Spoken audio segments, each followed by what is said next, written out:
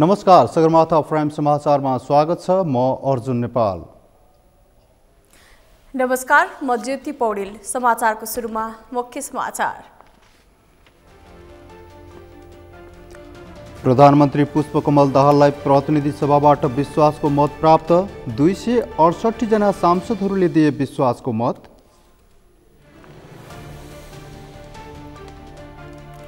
संसद विघटन गर्न पाइने एमाले अध्यक्ष ओलीको अभिव्यक्तिप्रति कांग्रेसको विरोध। लहरका भरमा संसद विघटन गर्न नहुने नेकपा यस अध्यक्ष नेपालको जोड। भ्रष्टाचार, देश विरुद्धको जासुसी लगायतका जघन्य अपराध विरुद्ध मृत्युदण्डको व्यवस्था गर्न नेमाकिपाका सांसद श्रीवालको माग। भारतले मिचेका भूमि फिर्ता गर्न दबाव।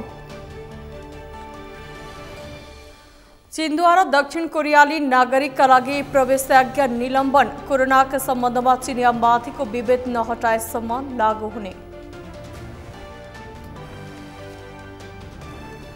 र साबिक विजेता न्यू डायमन्ड स्पोर्ट्स क्लब राष्ट्रिय भलिबलको महिलातर्फ सेमिफाइनलमा एभरेस्ट भलिबल क्लब सोझो सेटमा पराजित।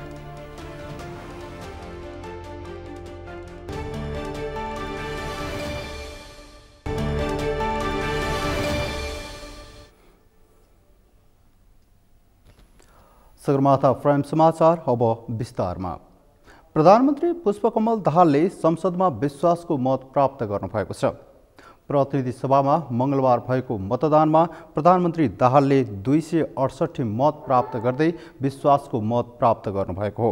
विपक्षमा भने 2 मत परेको थियो। प्रधानमन्त्रीलाई नेपाल मजदुर किसान पार्टीका सांसद प्रेम सुवाल र राष्ट्रिय जनमोर्चाका चित्रबहादुर केसीले भने विश्वासको मत दिनु भएन। बहुमत सहित प्रधानमन्त्री दाहालले संसदबाट विश्वासको मत लिनुभएको सभाका ज्येष्ठ सदस्य पशुपति शमशेर राणाले घोषणा गर्नुभयो। दाहालको पक्षमा नेपाली कांग्रेस, एमाले, माओवादी केन्द्र, राष्ट्रिय स्वतन्त्र पार्टी, राष्ट्रिय प्रजातन्त्र पार्टी, जनता समाजवादी पार्टी, एकीकृत समाजवादी पार्टी, नागरिक उन्मुक्ति पार्टी र जनमत पार्टीको समर्थन थियो। त्यस्तै 3 स्वतन्त्र सांसदले पनि मत दिएका छन्। आजको मतदानमा उपस्थित मान्य सदस्यहरूको संख्या 270 रहेको छ। माननीय सदस्यहरू, सम्मान्य प्रधानमन्त्री श्री पुष्पकमल दाहाल प्रचण्डले नेपालको संविधानको धारा 76 को उपधारा 4 बमोजिम प्रतिनिधि सभाबाट विश्वासको मत प्राप्त गरेर राख्नु भएको प्रस्तावको पक्षमा अर्थात् हुन्छ भन्ने विश्वासको मत प्राप्त गरेर राख्नु भएको प्रस्तावको पक्षमा अर्थात् हुन्छ भन्ने पक्षमा जम्मा 268 मत, प्रस्तावको विपक्षमा अर्थात् हुन्न भन्ने पक्षमा जम्मा 2 मत र प्रस्तावको मत भिन्न भन्ने पक्षमा जम्मा 0 मत परेको छ।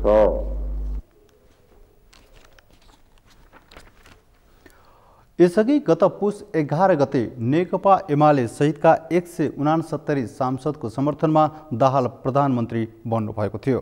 प्रतिनिधि सभाको अर्को बैठक माघ 5 गते बिहिबार बिहान 11 बजेका लागि बोलाइएको छ।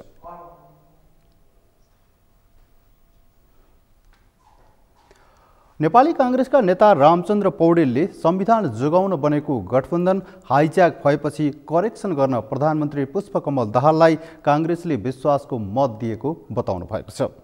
मंगलबार संसद भवन बाहिर सञ्चारकर्मीहरूसँग कुरा गर्दै 2 वर्ष अघि संविधान जोगाउनको लागि बनेको 5 दलीय गठबन्धन हाइज्याक भएपछि करेक्सनका लागि प्रधानमन्त्री पुष्पकमल दाहाललाई कांग्रेसले विश्वासको मत दिएको बताउनुभयो।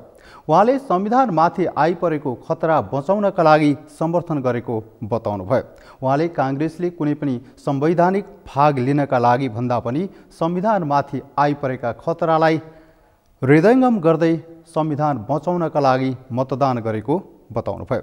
उहाँले बदलिएको राजनीतिक घटनाक्रमले राष्ट्रिय दलहरूबीच एकता र सहकार्य खोजेकाले सबैजना एक ठाउँमा उभिएको पनि बताउनुभयो। राष्ट्रिय सहमति र राष्ट्रिय एकता कायम हुनुपर्छ भनेर मैले भनेको थिएँ। आज त्यही अनुसार सबै राष्ट्रिय पार्टीहरू, सबै राष्ट्रिय शक्तिहरू एक ठाउँमा उभिएर यो विश्वासको मत पारित भएको छ। त्यो एउटा ऐतिहासिक घटना हो।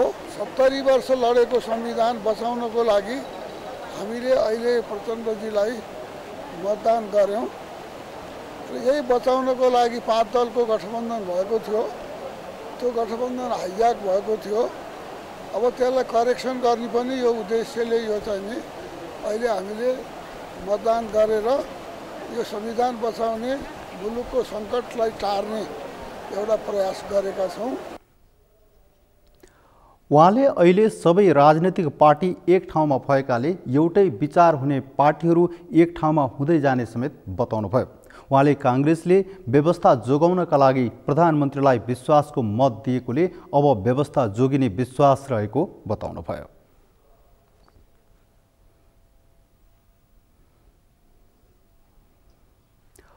सत्ता गठबन्धनको प्रमुख घटक नेकपा एमालेका अध्यक्ष केपी शर्मा ओलीले सरकारलाई विश्वासको मत दिने प्रमुख प्रतिपक्ष नेपाली काङ्ग्रेसको निर्णयप्रति आशंका व्यक्त गर्नुभएको छ। आज प्रतिनिधि सभा बैठकमा प्रधानमन्त्री पुष्पकमल दाहालले प्रस्तुत गर्नुभएको सरकारलाई विश्वासको मत दिने प्रस्तावमाथिको छलफलमा भाग लिँदै ओलीले काङ्ग्रेसको सो निर्णयमा कुनै खालको जालझेल हुन सक्ने भन्दै आशंका व्यक्त गर्नुभएको हो। ओलीले त्यो निर्णय कुनै जालझेल हो भने त्यसलाई सफल हुन नदिने चेतावनी समेत दिनुभयो। यदि त्यो जाल हो भने माछा नभएको खोलामा फ्याँके जस्तै हुने अध्यक्ष ओलीको भनाइ थियो। नेपाली काङ्ग्रेसले सदाशयताका बाहेक अन्य प्रयोजनका लागि सरकारलाई विश्वासको मत दिने निर्णय गरेको हो भने त्यो जालमा माछा नपर्ने उहाँले बताउनुभयो। छ भन्ने कुरा का निम्ति विश्वासको मत माग्ने प्रस्ताव राख्नुभएको छ र त्यसमाथि छलफल गरिरहेका छौँ। यस छलफलको सन्दर्भमा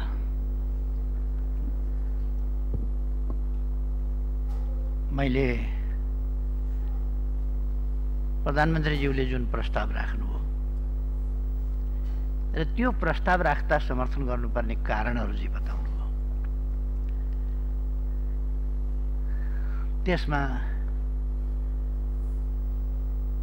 आफ्नो सरकारका नीतिगत प्राथमिकता र आधारहरूको बारेमा, आफूले आगामी दिनमा सरकारको हैसियतमा गर्ने कामहरूको बारेमा जुन प्रतिबद्धता जनाउनु भएको छ त्यसलाई म स्वागत गर्न चाहन्छु, धन्यवाद भन्न चाहन्छु। शेरबहादुर देउवाजी सभाध्यक्षज्यू यहाँ मार्फत प्रतिपक्षका नेताज्यूलाई पनि धन्यवाद भन्न चाहन्छु। उहाँले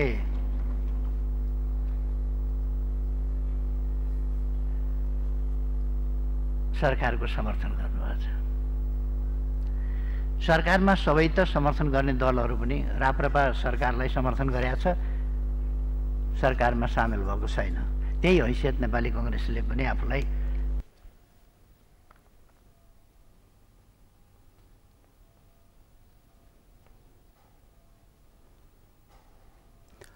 अध्यक्ष ओलीले संसद विघटन गरेर माघ 19 ल्याउने काम सरकारले गरेकोले काङ्ग्रेस सभापति शेरबहादुर देउवाले संसद विघटनको हरेक निर्णयमा प्रतिगमन देख्ने गरेको कटाक्ष समेत गर्नुभयो।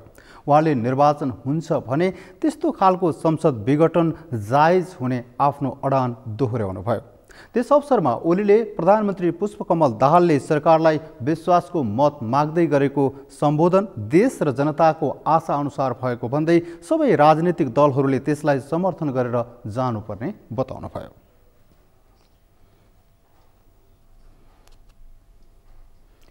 राष्ट्रिय जनमोर्चाका अध्यक्ष चित्रबहादुर केसीले प्रमुख प्रतिपक्षले नै सरकारको समर्थन गरेपछि देश झनै सङ्कटमा जान सक्ने आशंका व्यक्त गर्नुभएको छ।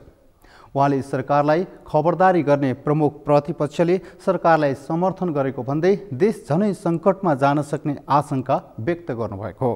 आज प्रतिनिधि सभाको बैठकमा उहाँले राष्ट्रिय जनमोर्चा एक्लै भए पनि प्रतिपक्षमा रहने बताउनुभयो।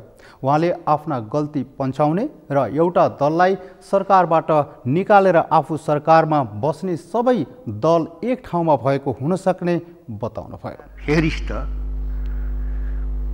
धेरैले हामीले सुन्यो समस्या कार्यान्वयनको छ, कसरी कार्यान्वयन हुन्छ। अझ आश्चर्यको कुरा त के भन्दाखेरि चाहिँ संसदीय व्यवस्थामा प्रतिपक्ष हुन्छ। मैले जानेको चाहिँ संसदीय व्यवस्था त त्यस्तो हो। नेपालमा त आज त विचित्र के भयो भनेर भन्दाखेरि भएभरिका सबै सरकारमा सामेल हुने सरकारलाई समर्थन गर्ने भयो त यहाँभन्दा हाइसन्चो सत्ता पक्षमा बस्नलाई यहाँभन्दा आनन्द के हुन सक्ला। यो कुन किसिमको समर्थन हो मैले बुझ्नै सकेको छैन।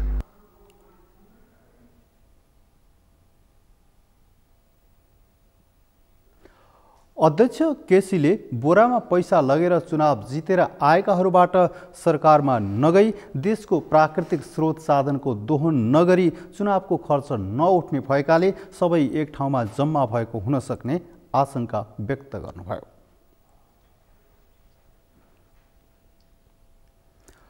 नेपाली कांग्रेसका सभापति शेरबहादुर देउवाले नेकपा एमालेका अध्यक्ष केपी शर्मा ओलीले पुनः प्रतिनिधि सभाको विघटन गर्न सक्ने अभिव्यक्ति दिएको प्रति कांग्रेसको ध्यानाकर्षण भएको बताउनु भएको छ।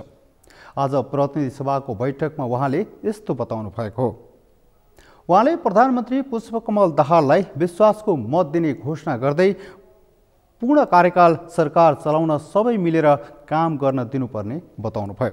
उहाँले देशमा विद्यमान चुनौतीहरूलाई सरकारले कसरी हेर्छ, विद्यमान समस्याहरू समाधान कसरी हुन्छ, संविधानको रक्षा तथा कार्यान्वयन सङ्घीय लोकतान्त्रिक गणतन्त्रको दिगो शान्ति र सुशासन विकास र समृद्धिको सवालमा सरकारको काम कारबाही कस्तो रहन्छ भन्ने कुरालाई मध्यनजर गरेर आगामी दिनमा समर्थन गर्ने वा नगर्ने भन्ने कुरा निर्धारण गर्ने पनि बताउनुभयो। उहाँले संविधानको पालना र रक्षाका लागि वर्तमान प्रधानमन्त्री र कांग्रेस एक ठाउँमा उभिएको स्मरण गर्दै फेरि वर्तमान सत्ता गठबन्धनका प्रमुख घटकहरूले संवैधानिक व्यवस्थालाई चुनौती दिए संविधानको रक्षाका लागि खरो रूपमा उभिने चुनौती दिनुभयो। उहाँले संविधानको पूर्णकालीन संसदको व्यवस्थाको विपरीत फेरि पनि संसद विघटन गर्न सकिने कुरा जोरदार रूपमा उठाउनु भएको छ। संविधानको पालना र रक्षाका लागि हिजोका दिनमा वर्तमान प्रधानमन्त्री सहित हामी एक ठाउँमा उभिएका थियौँ। सम्मानीय सर्वोच्च अदालतले पनि संविधानको व्यवस्था अनुरूप विघटित संसदको पुनर्स्थापना गरेको थियो।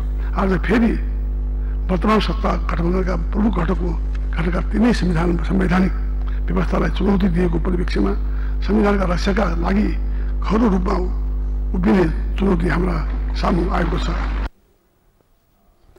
सभापति देउवाले देश र जनताका लागि सबै नीति र कानुनको निर्माण संसदको क्षेत्राधिकार भएको भन्दै संसदमा प्रभावकारी प्रतिपक्षको अभावमा सरकारमाथिको निगरानी र अनुगमनको पद्धति कमजोर हुने बताउनुभयो।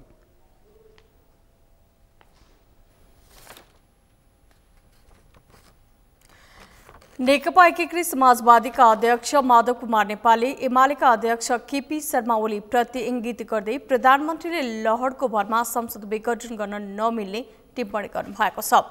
उहाँले प्रतिनिधि सभा विघटन प्रतिगामी थियो भन्ने महसुस अध्यक्ष ओलीले गर्नुभएको होला भन्ने सोचे पनि अझै आत्मालोचना हुन नसकेको जिकिर गर्नुभयो। आज प्रतिनिधि सभाको बैठकमा उहाँले अध्यक्ष ओलीले प्रतिनिधि सभा विघटन गर्न पाइन्छ भनिरहेको भन्दै आपत्ति जनाउनुभयो। उहाँले सरकारलाई प्रतिनिधि सभा विघटन गर्ने कुरामा नलाग्न सचेत गराउनुभयो। उहाँले अध्यक्ष ओलीलाई विदेशको कुरा ल्याएर संसदलाई नअल्झाउन आग्रह पनि गर्नुभयो। छ कि छैन शङ्का गर्नुपर्ने आशंका गर्नुपर्ने कुरा त्यहाँ छ। किनभने यही रोस्टरमा मैले सुने कि संसद विघटन गर्न पाइन्छ। यो मान्यता यो गठबन्धन दलको हो। यदि यो मान्यता गठबन्धन दलको हो भने खतरनाक संकेत त्यसले दिन्छ। जसरी पहिले प्रतिनिधि सभालाई बीचैमा विघटन गरियो, के यो ब्रिटेन हो, के यो भारत हो, के यो पुरानो नेपाल हो, यो गिरिजा प्रसाद कोइरालाको समयको 2051 सालको सरकार हो, यो 2058 सालको शेरबहादुर देउवाको समयको सरकार हो? होइन। ख्याल के होस् भन्दाखेरि नेपालमा उहिले राणा कालमा पनि संविधान बन्यो पहिलो पटक 5 सालमा, 7 सालमा संविधान बन्यो, 19 सालमा संविधान बन्यो, 47 सालको संविधानदेखि त हामी आफै संलग्न छौँ। अध्यक्ष नेपालले अर्को सकारात्मक विकल्प हुन्जेलसम्म कसैको लहरका भरमा प्रतिनिधि सभा विघटन गर्न नपाउने स्पष्ट पार्नुभयो।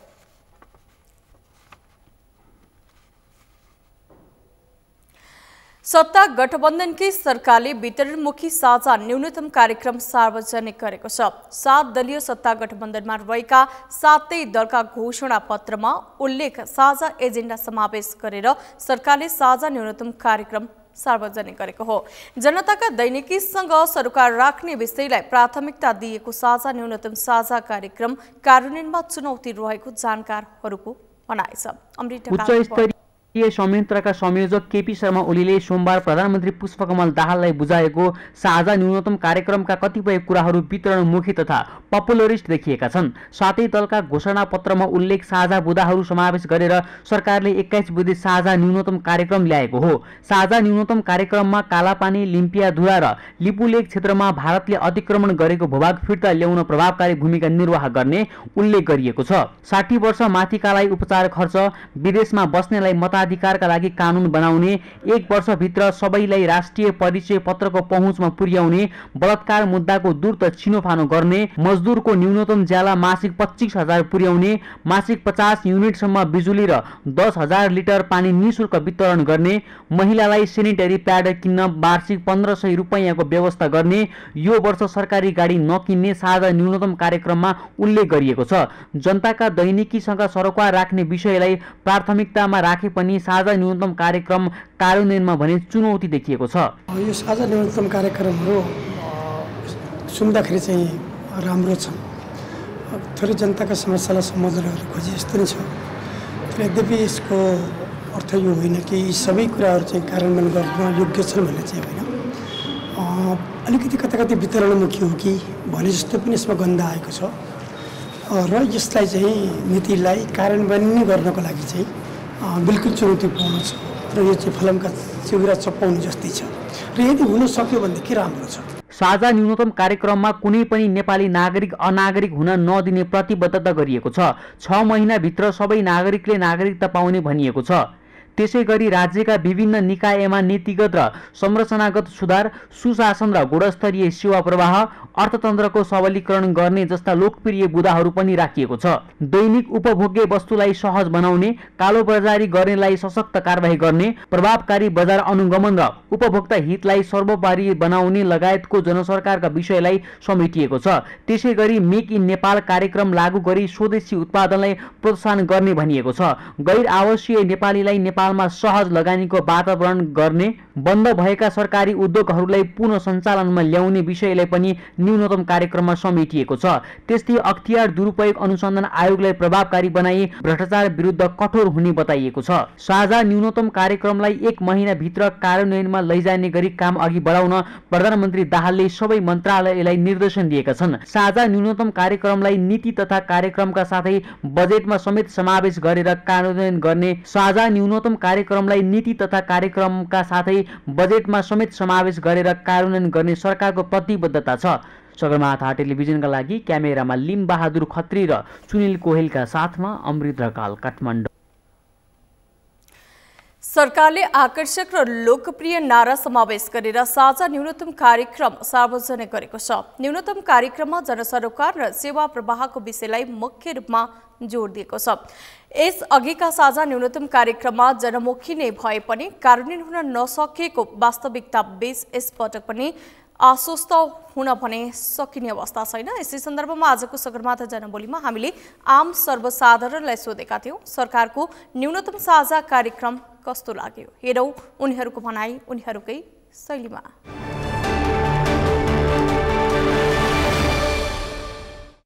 म विश्वस्त छैन, किनभने योभन्दा अगाडि केपी ओली र प्रचण्डको संयुक्त सरकार थियो।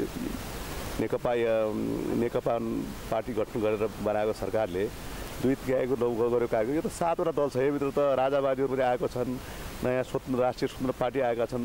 हिजो सिके रावत जो तराई फोड्नुपर्छ भन्ने मान्छेहरू त्यहाँ छन्। कैलाली घटना गराउने के अरे हाम्रो रेशम चौधरीजी आउनु भएको छ। यो यस्तो गाजाङ गुजिङ यो के भन्छ यसलाई, पुरा खिचडीमा कसरी छोटो हुन्छ, त्यो हुँदैन। त्यो कार्यक्रम त विशेष त सरकारले गरेका कार्यक्रम नियमहरू सबै राम्रै हुन्छ, तर अब कार्यान्वयन कतिको हुन्छ, अब कतिको सरकारले अब 6 महिनाभित्र गर्ने भनेको छ। अब अहिलेसम्म गरेका प्रतिबद्धता कहिले पुरा भएको छैनन्। अब हेरौँ, मुस्किल त मुस्किलै छ, अब के गर्छ सरकारको हातमा छ। न्यूनतम कार्यक्रम जारी गरेको त कार्यक्रम त ठिकै हो सर है, तर यो यसमा चाहिँ खै मलाई त विश्वास लाग्दैन, किनभने योभन्दा अगाडि पनि कति नियम कार्यवाही भयो होइन, तर भएको त छैन होइन। विशेष रूपमा जनताले पाउने सेवा सुविधा पाएको छैन। जुन लागु भयो खै त देखेको छैन होइन। अब यस्तो लागु भयो, अब कार्यान्वयन भएपछिको कुरा हो। जब कार्यान्वयन हुन्छ अनि मात्र विश्वस्त हुन्छ। कार्यान्वयन हुनुभन्दा अगाडि यस्तो भनेकै बापत हामी विश्वस्त छैन। जहाँ हामीले चाहिँ सोचे भन्दा राम्रो कार्यक्रम छ, तर यो कुरो चाहिँ के भन्दाखेरि जीवन व्यवहारमा लागु हुनुपर्छ भन्ने मेरो चाहिँ बुझाइ हो।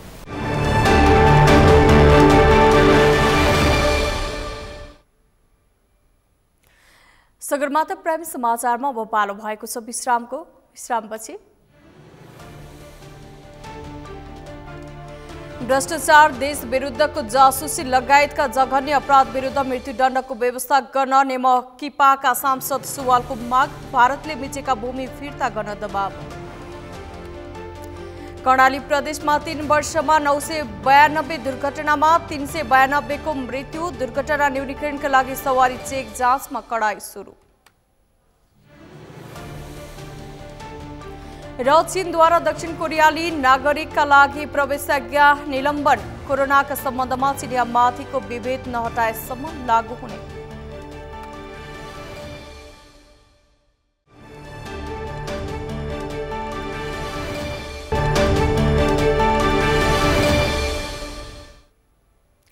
विश्रामपछि प्राइम समाचारमा पुनः स्वागत छ। अब बाँकी समाचार। प्रतिनिधि सभा सभामुख पदको निर्वाचन माघ 5 गते हुने भएको छ। आज प्रतिनिधि सभा बैठकमा सभाका ज्येष्ठ सदस्य पशुपति शमशेर राणाले सभामुख पदको निर्वाचनको मितिबारे संसदलाई जानकारी गराउनु भएको हो। त्यस अवसरमा उहाँले संसद सचिवालयका महासचिव डाक्टर भरतराज गौतमलाई निर्वाचनको कार्यक्रम सम्बन्धी सूचना माघ 3 गते सार्वजनिक गर्न पनि निर्देशन दिनुभयो। प्रतिनिधि सभाको सभामुख पदको निर्वाचनको लागि यही 2079 साल माघ 5 गते बिहीबारको दिन तोकेको छ।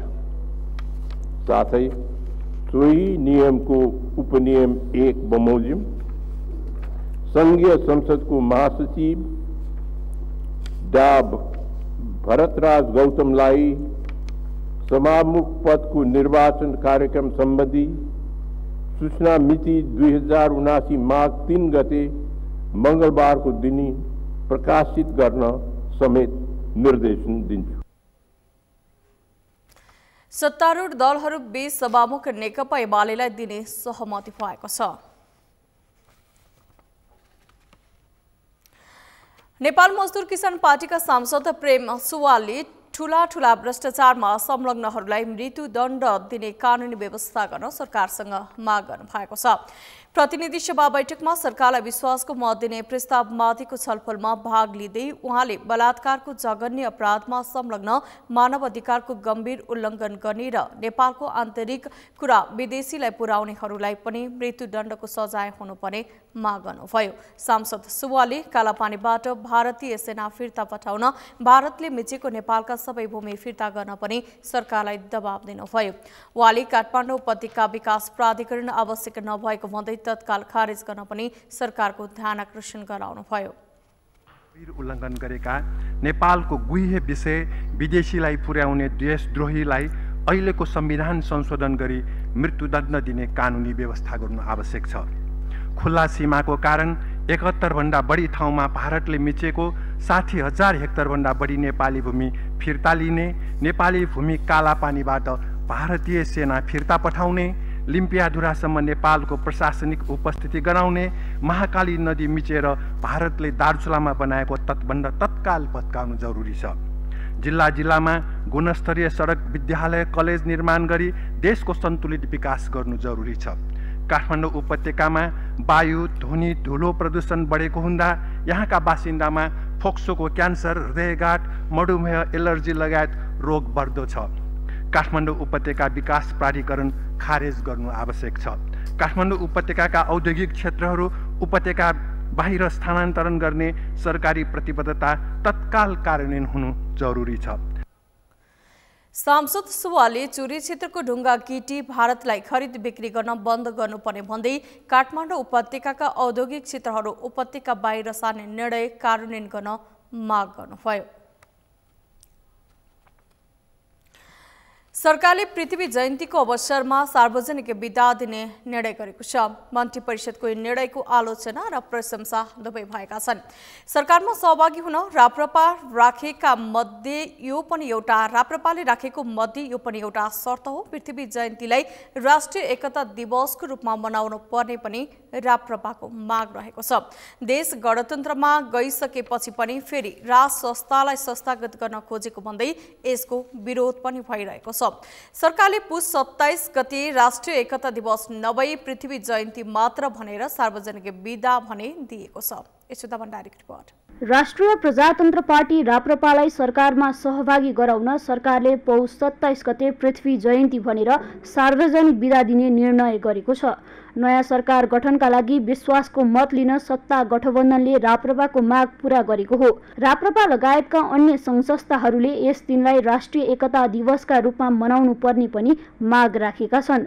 पृथ्वीनारायण शाहले देश एकीकरण गरेको र सिङ्गो राष्ट्र निर्माण गरेको भन्दै यस दिनलाई सार्वजनिक बिदा दिएर राष्ट्रिय एकता दिवसको रूपमा मनाउन पर्ने राप्रपाको तर्क छ। आधुनिक नेपाल निर्माण गर्ने अभियानमा हाम्रा पुर्खाहरू र बडामाधिराज पृथ्वीनारायण शाहको नेतृत्वमा यो अभियान सफल भएको, त्यसैले आज हामी नेपाली हुन पाएका छौँ र राष्ट्रिय प्रजातन्त्र पार्टीले न्यूनतम साझा कार्यक्रममा माग गरिरहँदा हाम्रो मात्र यो एजेन्डाको रूपमा हेरिदिनु भएन र तमाम जसले विरोध गरिरहनु भएको छ ती विरोध गर्ने नेपालीहरूसँग मेरो अनुरोध गराइ के हो भने हामी हाम्रा गौरवका गाथाहरूले भरेका हाम्रा इतिहासहरूलाई सम्मान गर्दा हामी प्रतिगामी हुँदैनौँ। सरकारले पृथ्वी जयन्तीको अवसरमा सार्वजनिक बिदा दिने निर्णयलाई केही समुदायले भने अस्वीकार गरेका छन्। त्यसमाथि यस दिनलाई राष्ट्रिय एकता दिवसका रूपमा मनाउन पर्ने प्रस्तावप्रति असहमति जनाउनेहरू पनि छन्। नेपाल आदिवासी जनजाति महासङ्घले यसको विरोध गरेको छ। पृथ्वीनारायण शाहले नेपाल एकीकरण गर्दा आदिवासीहरूको स्वायत्त गणराज्यहरू भत्काएको महासङ्घको तर्क छ। त्यसैले यो राष्ट्रिय एकता दिवसको रूपमा मनाउन नहुने महासङ्घको भनाइ छ। राष्ट्रिय एकता दिवस भनेको यो देशै अब राजाले नै बनाएको हो भन्ने कुरालाई संस्थागत गर्न खोजिने जुन विषय छ त्यो प्रति चाहिँ हाम्रो गम्भीर ध्यानकर्षण भएको हो। त्यसले गर्दा राष्ट्रिय एकता दिवसको रूपमा चाहिँ नै पृथ्वी जयन्तीलाई मनाउनु हुन्न भन्ने एउटा हो। अर्को, पृथ्वीनारायण शाहले नेपाल एकीकरण गर्दाखेरि त्यो सहमतिको हिसाबले एकताको प्रतीकको रूपले सबैको साझा सहमतिको रूपमा नेपाल बनेको होइन।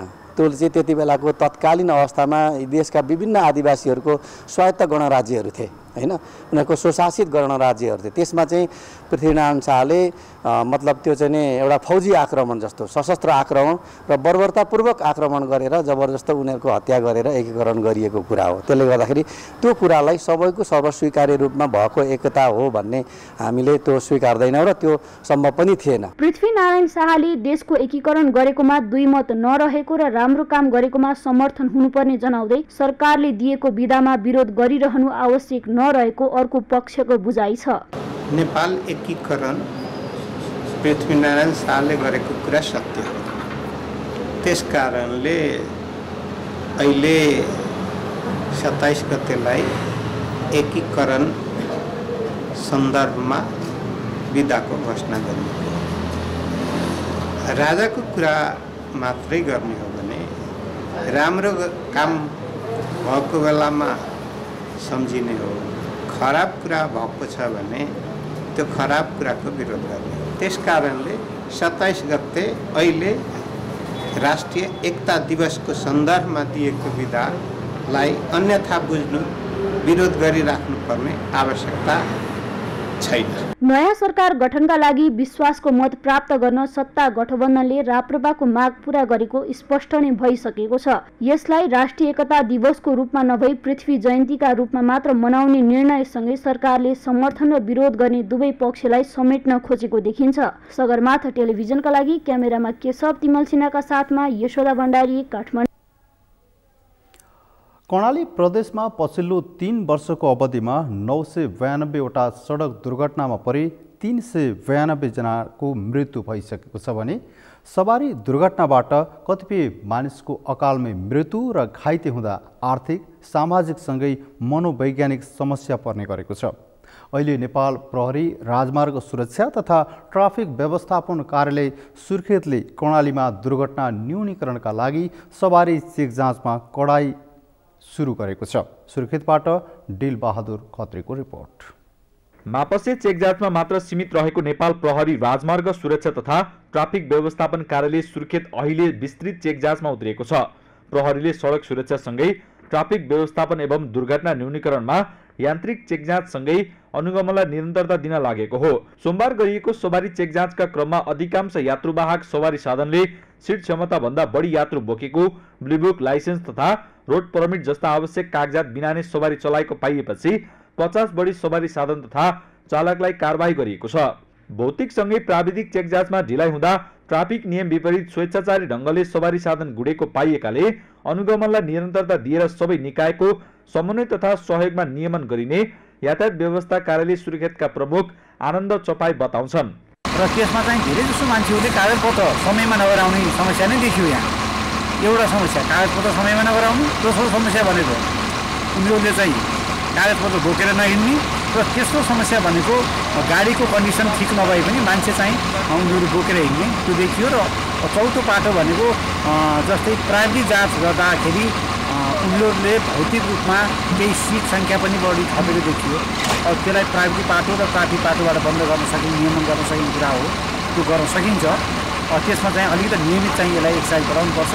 सबै मान्छेहरूमा अहिले के भावना भयो भने यस्तै हो, भनसुन गरे भइहाल्छ भनेर यो कानुनको बर्खिलाप गरेर स्वेच्छाचारी ढङ्गले अगाडि बढेको जस्तो देखिन्छ। सवारी दुर्घटना न्यूनीकरणका लागि अब नियमित अनुगमनसँगै प्राविधिक तथा भौतिक चेक जाँचलाई प्रदेशभरि निरन्तरता दिएर सवारी चालक एवं धनीलाई जिम्मेवार बनाइने नेपाल प्रहरी राजमार्ग सुरक्षा तथा ट्राफिक व्यवस्थापन कार्यालय सुर्खेतका प्रमुख प्रहरी उपरीक्षक प्रज्वल महर्जनको भनाइ छ।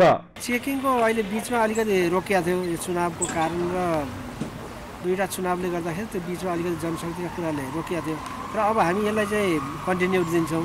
र अर्को गाडीमा पनि केही सवारी समस्या दुर्घटना न्यूनीकरणको लागि सवारीमा केही समस्या छ कि भने अहिले हामीले एउटा प्लान गर्दैछौँ। अब नेक्स्ट विकमै सुरु हुन्छ होला, गाडी स्पटमै हामी यान्त्रिक क्षमता कस्तो छ भन्ने खालको पनि चेक गर्छौँ, त्यसलाई पनि कन्टिन्यू दिन्छौँ। र यो चेकिङलाई चाहिँ हामी अब यो एक ठाउँ होइन कि यसलाई चाहिँ सबै ठाउँमा यो यता दैलेखको साइडमा पनि गर्छौँ, कर्णालीको यता कर्णाली जाने बाटोमा पनि गर्छौँ, सल्यानतिर गर्छौँ। यसो चाहिँ हामी अब ऱ्यान्डमली चाहिँ ठाउँ ठाउँमा चाहिँ सरप्राइज चेक गरेर गर्छौँ। ट्राफिकले निषेधित गरिएका सवारी गतिविधिलाई नियन्त्रणमा लिने र कानुनी कारबाही प्रक्रियालाई तीव्र बनाउन कर्णालीमा छिट्टै ट्राफिक बैनेट रेकर्ड सिस्टम लागू गर्न लागि नेपाल प्रहरी राजमार्ग सुरक्षा तथा ट्राफिक व्यवस्थापन कार्यालय सुर्खेतका प्रमुख प्रहरी उपरीक्षक महर्जन बताउँछन्।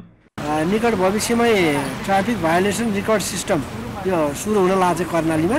यो सुरु भइसकेपछि प्रत्येक गाडीको चाहिँ यो कतिचोटि कुन चाहिँले कुन कारबाही चाहिँ कतिचोटि भयो भन्ने खालको हुन्छ र त्यो रिपिटेडली एउटै मान्छे एउटै खालको प्रकृतिको र धेरै भयो भने हामी पछि चाहिँ त्यो लाइसेन्सलाई चाहिँ निलम्बन गरेतर्फ पनि हामी अगाडि बढाउँछौँ।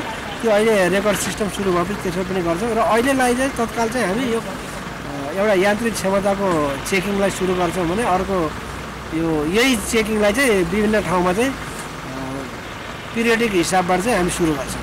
कर्णालीमा मापदण्ड बिना बनाइएका सडकहरू, अत्याधिक साँघुरा घुम्ती मोडहरू, सडक सुरक्षा पूर्वाधार र सडक चिन्हको कमी, खाल्डाखुल्डी र पहिरोका कारण दुर्घटना वर्षेनी बढ्ने क्रम रोकिएको छैन। त्यसैमा सडक सुरक्षा र ट्राफिक व्यवस्थापनमा जनशक्तिको कमी, स्रोत साधनको कम उपलब्धता, सडकको दुरावस्था, सवारी चालकको लापरवाही, प्रविधि प्रयोगको अभाव लगायतका कारणले दुर्घटना न्यूनीकरणमा चुनौती थपिएको छ। सगरमाथा टेलिभिजनका लागि सुर्खेतबाट दिलबहादुर खत्रीको रिपोर्ट। सर्लाहीको हरिहर भवनमा चेम्बर अफ कमर्सले बाटोमा खाऊ जाडोमा रमाऊ भन्दै खाना महोत्सव आयोजना गरेको छ। हरेक दिन मानिसहरू आफ्ना विभिन्न काममा तल्लीन हुने र रमाउने समय समेत नपाउँदा विभिन्न किसिमका स्वास्थ्य समस्याहरू समेत आउने भएकोले कमसेकम एक दिन आफ्ना सबै कामलाई छाडेर रमाइलो गरौँ भन्ने उद्देश्यका साथ हरिभवन चेम्बर अफ कमर्सले बाटोमा खाऊ जाडोमा रमाऊ भन्दै खाना महोत्सव आयोजना गरेको हो। सर्लाहीबाट शङ्कर पहाडीको रिपोर्ट। हरिवनको इतिहासमा पहिलो पटक खाना महोत्सव आयोजना गरेको छ।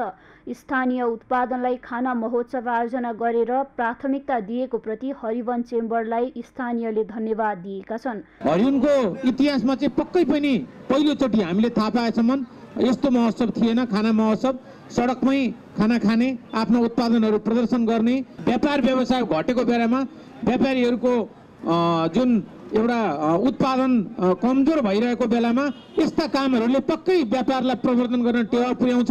हामीले हरिवनमा मान्छेहरूको जमघट बढी गराउनु पर्यो। मान्छेको जमघट बढी गराएपछि व्यापार पनि हुन्छ, अन्य हाम्रा उत्पादनहरू पनि बिक्री हुन्छ। व्यापारीहरू अलिकति सबल भयो भने उत्पादनहरू किनिदिन्छन्। कृषि उत्पादनहरू, अरू फलफुलहरू, अरू सबै कुराहरू जनताले ल्याएका कुराहरू पनि बिक्री हुन्छन्। त्यस कारणले पक्कै पनि व्यापारहरूको प्रवर्धन गर्नुपर्छ। र खाना महोत्सव गरिँदा पहिलो पटक भएकाले केही अनौठो भएको छ।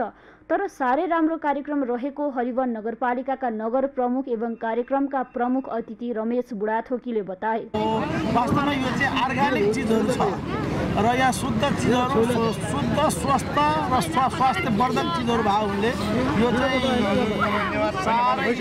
साह्रै राम्रो कार्यहरू समेत आउने भएकाले कमसेकम एक दिन आफ्ना सबै कामलाई छाडेर रमाइलो गरौँ भन्ने उद्देश्यका साथ चेम्बर अफ कमर्स हरिवनले खाना महोत्सव आयोजना गरिएको हो। आन्तरिक पर्यटक पनि बढुवा भयो कि कतिलाई थाहा छैन कि नेवारी खाजा घर कहाँ छ भनेपछि अब थाहा भयो। सासापुरमा गइसकेपछि त्यहाँ चाहिँ नेवारी खाना पाइने रहेछ होइन।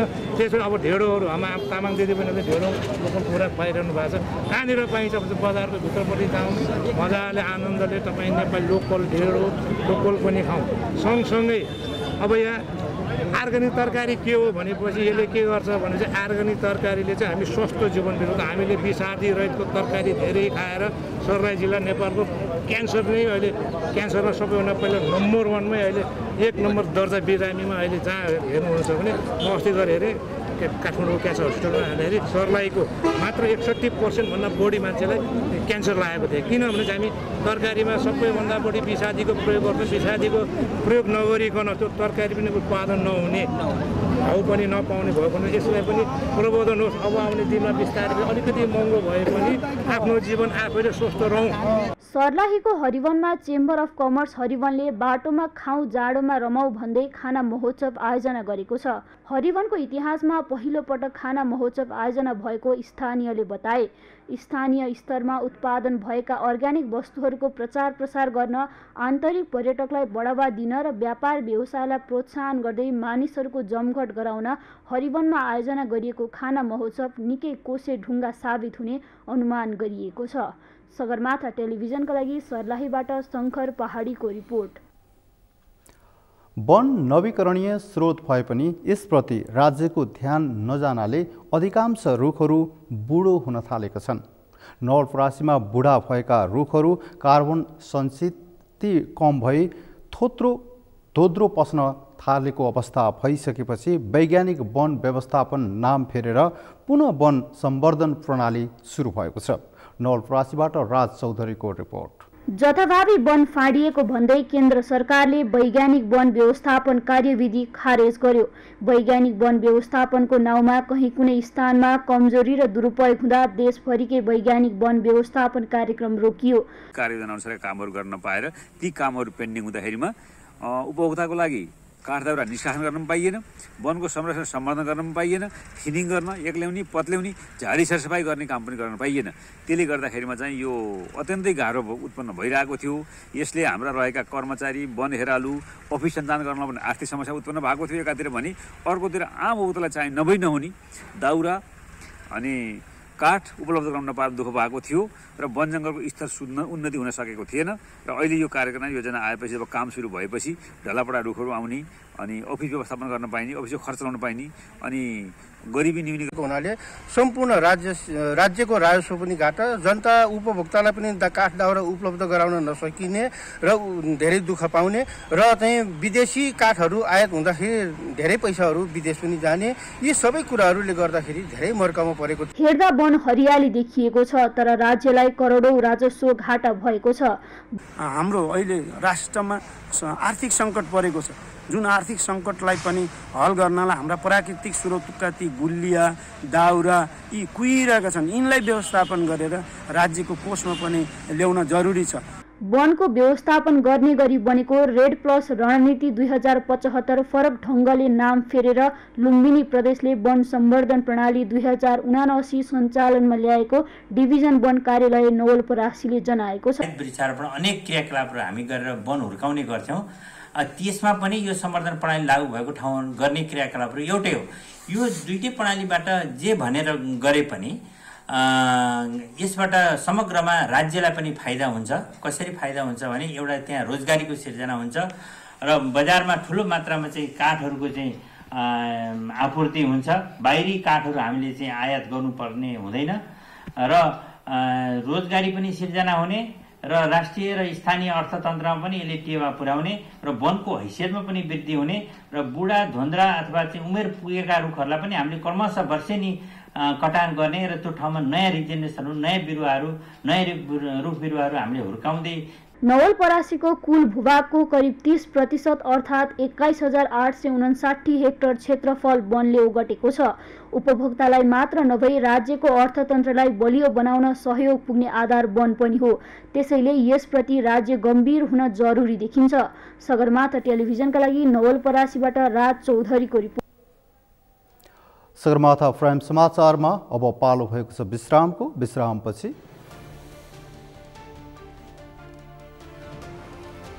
चीनद्वारा दक्षिण कोरियाली नागरिकका लागि प्रवेशाज्ञा निलम्बन, कोरोनाका सम्बन्धमा चिनियामाथिको विभेद नहटाएसम्म लागू हुने,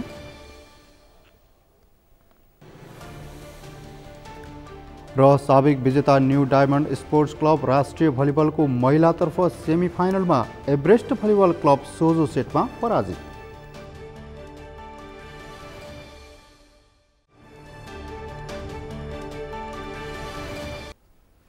सगरमाथा प्राइम समाचारमा अब पालो भएको छ अर्थ समाचारको।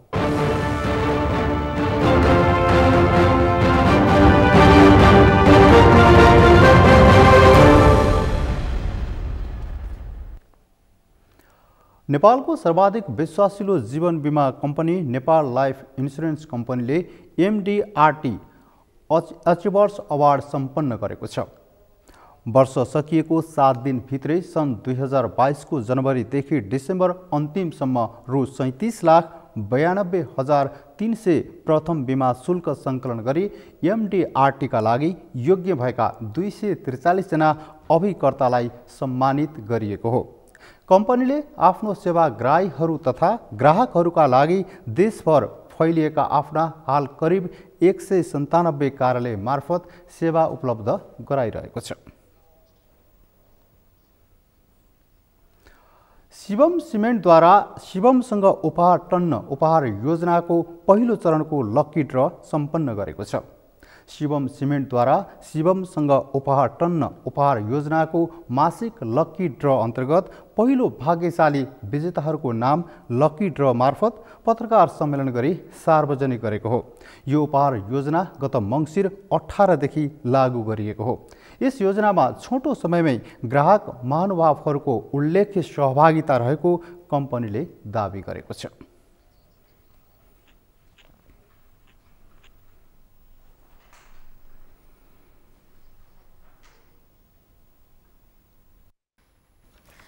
प्राइम समाचारको अन्त्यमा मुख्य समाचार पुनः एकपटक। प्रधानमन्त्री पुष्पकमल दाहाललाई प्रतिनिधि सभाबाट विश्वासको मत प्राप्त। 268 जना सांसदहरूले दिए विश्वासको मत। संसद विघटन गर्न पाइने एमाले अध्यक्ष ओलीको अभिव्यक्ति प्रति कांग्रेसको विरोध। लहडका भरमा संसद विघटन गर्न नहुने नेकपा यस अध्यक्ष नेपालको जोड। भ्रष्टाचार र देश विरुद्धको जासुसी लगायतका जघन्य अपराध विरुद्ध मृत्युदण्डको व्यवस्था गर्न नेकपाका सांसद प्रेम सुवालको माग। भारतले मिचेका भूमि फिर्ता गर्न दबाव।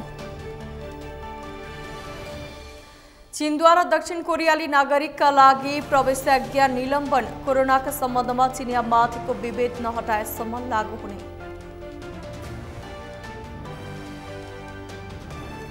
र साबिक विजेता न्यू डायमन्ड स्पोर्ट्स क्लब राष्ट्रिय भलिबलको महिलातर्फ सेमिफाइनलमा एभरेस्ट भलिबल क्लब सोझो सेटमा पराजित।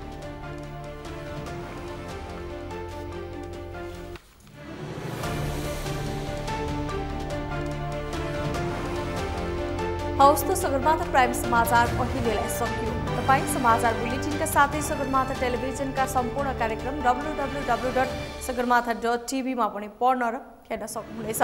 साथै युट्युबमा youtube.com/sagarmathatv नेपालमा हेर्न सक्नुहुनेछ। तपाईँ हामीलाई फेसबुकमा पनि facebook.com/yastv नेपालमा फलो गर्न सक्नुहुनेछ। समाचारको शिखर नेपालको गौरव नेपालको पहिलो न्युज च्यानल सगरमाथा टेलिभिजन हेर्दै गर्नुहोला। नमस्कार।